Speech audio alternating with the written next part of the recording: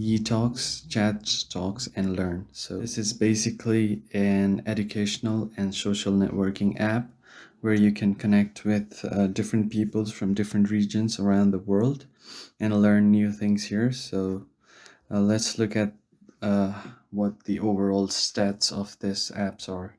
So the reviews look pretty decent. It's 3.6 out of 5 and it has over 1 million plus downloads. So as you can see, people are quite happy with the app.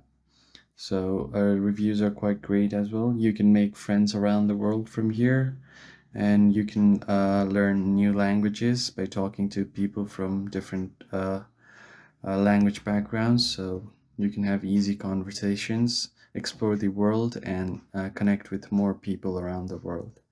And that's what this app basically is. You can connect them, you can chat with them, you can video chat, you can text, you can talk with them and learn new things about other people. So this is basically a social networking app.